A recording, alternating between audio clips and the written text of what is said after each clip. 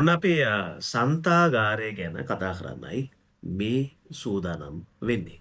සන්තාගාරය කියලා කියන්නේ ලංකාවේ කලා සංස්කෘතික සහ අධ්‍යාපන ක්ෂේත්‍ර පිළිබඳව අධ්‍යයනය, පර්යේෂණය සහ නිෂ්පාදනය සඳහා කැපවුණු, ඒ වෙනුවෙන් කැපවුණු මම නිර්මාණය කරපු ස්වාධීන ආයතන ව්‍යුහයක් සහ අවකාශයක්. ඉතින් අපි ගොඩක් වෙලාවට මෙතන ප්‍රබුද්ධ කලා සංස්කෘතික කතිකාවක් නිර්මාණය කරන්න, ඒ වගේම අපේ පරම්පරාවේ වගේම අනාගත පරම්පරාවේ සමාජයේ අපි හැමෝගෙම මේ මනෝ කායික නිරෝගී භාවය, ඒ කියන්නේ සමාජය සහ සංස්කෘතික මමය වශයෙන් අපේ තියෙන පෝසත් බව ඇති කිරීම වෙනුවෙන් තමයි සන්තාගාරය ක්‍රියාමය වෙන්නේ, ක්‍රියාත්මක වෙන්නේ. ඉතින් අපි විවිධ විෂයන් වල විවිධ තේමාවන් වල වැඩසටහන් මේ වෙද්දි, ඒ කියන්නේ වැඩමුළු, සාකච්ඡා වැඩසටහන් වගේ දේවල් 100කට අධික ප්‍රමාණයක් අපි සන්තාගාරය තුල පවත්වලා තියෙනවා. මේ වැඩසටහන් වලට විවිධ විෂයන් වල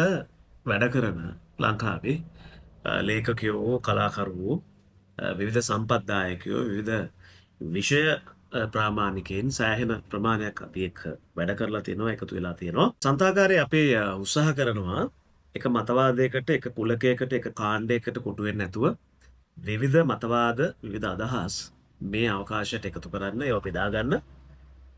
ඒ වගේම වැදගත්ම දේ තමයි සංස්කෘතික ආයතනයක් විදිහට පර්යේෂණ පුස්තකාලයක්, කුඩා ආර්ට් ගැලරි එකක්, ඒකම එලිමහන් රංග වේදිකාවක්, ප්‍රාසංගික කලා අවකාශයක්, කෝෂ්ඨාගාරයක්, ඒ කියන්නේ එකතුන් පොඩි කෞතුකාගාර පහසුකම් කීපයක්.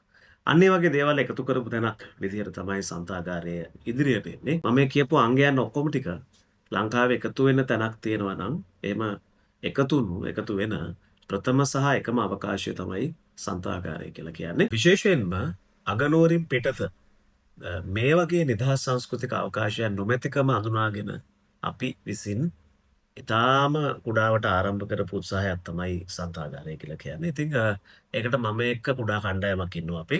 ලංකාවේ කලා සංස්කෘතික සහ අධ්‍යාපන ක්ෂේත්‍රයේ මේ වෙද්දි පුරවන්න ඕන හිඩසක් පුරවන්න අපි සන්තාගාරයේ කණ්ඩායම් විදිහට බලාපොරොත්තු වෙනවා.